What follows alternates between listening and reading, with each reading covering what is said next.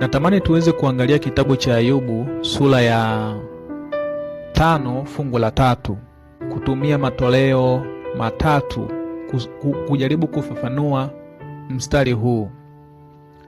Tutatumia Biblia ya Kiswahili Union Version ya 2005 na toleo la pili litakuwa ni Biblia Habari Njema na toleo la tatu litakuwa ni Kongo Biblia ya Kiswahili.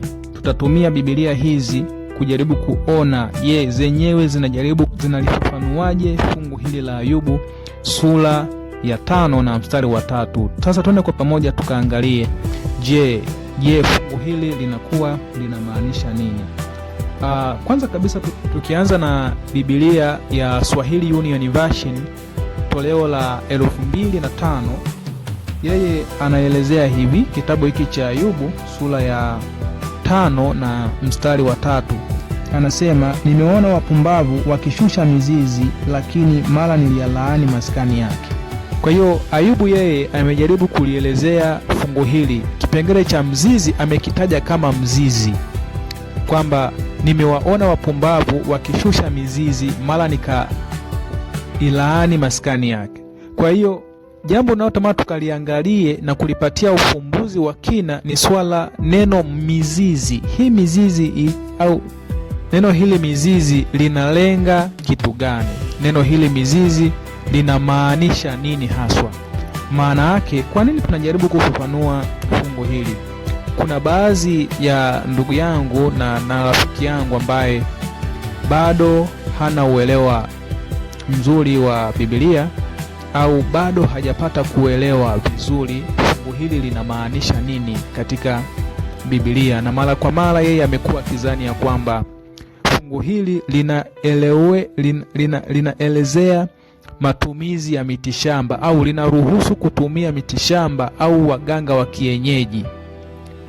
Sasa basi, natamani niweze kusema tu kwamba twende tukaangalie, tukasome kwa pamoja, tuone hizi Biblia, haya matoleo yanajaribu yanalifafanuaje hili fungu la Ayubu sura ya 5 mstari wa 3. Tuanze na Biblia Swahili Union Version toleo la 2005. Yeye anasema ya kwamba nimewaona wapumbavu wakishusha mizizi, lakini mara niliyalaani maskani yake. Unaona? Hii ni lugha ya Swahili Union Version toleo la 2025. Anaelezea hivyo. Na Biblia Habari Njema yenyewe inaelezea hivi, nimepata kuona mpumbavu akifana, lakini ghafla nikalaani makao yake. Unaona? Huyu yeye ametumia, baada ya neno mizizi, yeye ametumia kufana. Akifana manake ni nini? Tutaenda kuangalia kupitia toleo hili la Kongo Biblia ya Kiswahili. Inasema hivi, nimepata kuona mpumbavu akistawi, lakini kwa ghafla nikalaani makao yake. Unaona? Kumbe neno mizizi lililokuwa linamaanishwa hapa siyo mizizi, ila ilikuwa ni ustawi. Nikizungumzia kufana, huenda lisiwe na maana, tusipate maana nzuri zaidi, lakini tukizungumzia neno kustawi linaelezea moja kwa moja kwamba maana ya mizizi ni nini? Ni ustawi. Na maana ya kufana maanake ni nini? Ni kustawi. Kwa hiyo kumbe kilichokuwa kinazungumzwa hapa katika Biblia hii au katika fungu la Ayubu, katika kitabu cha Ayubu sura ya 5 na fungu lile la 3 lilikuwa linazungumziwa jambo la ustawi. Na hapa utakubaliana na mimi ya kwamba Elifazi anapozungumzia lugha hii anamaanisha ya kwamba anazungumzia ustawi wa maisha ya Ayubu kabla hajapata shambulizi. Ayubu kabla hajapata shambulizi na kujaribiwa na mwovu shetani alikuwa na maisha mazuri, lakini ghafla baada ya kupata mashambulizi na mwovu shetani, maisha yake na uchumi wake unaporomoka, unashuka. Kwa hiyo hapa Ayubu Elifazi anachokuwa anatuambia hapa, halengi swala la mizizi hii tunayoona kama mitishamba, kama mizizi ya kawaida, ila analenga masuala ya ustawi. Ametumia mizizi tu kwa kama lugha ya picha, unaona. Kwa hiyo Biblia hii inajaribu kuelezea kiundani zaidi.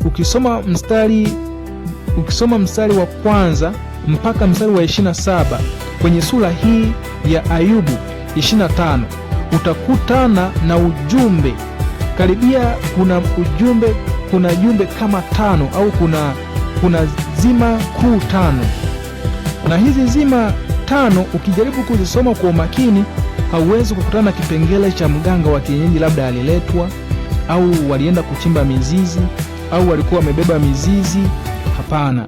Kwa hiyo ukiangalia kwa umakini hapa, yeye Elifazi alipoona ule ustawi, anaposema nimewaona wapumbavu wakishusha mizizi, mara lakini nikayalaani maskani yake, hamaanisha kwamba kuna wapumbavu walikuja pale wakawa wanamshushia mizizi, au wengine wazani kwamba eti Ayubu alikuwa ndotoni anaona kuna wapumbavu wanamletea mizizi. Hapana, ilikuwa halengi hicho kitu. Alichokuwa anakilenga ni kwamba ni ustawi wa maisha ya Ayubu ambao alikuwa amestawi, na ghafla anapata msukosuko wa kujaribiwa na mali, watoto, afya yake, hata mke wake, wote wanamwacha Ayubu katika wakati mgumu, na Ayubu anakuwa hana chochote, anakuwa mtupu kabisa.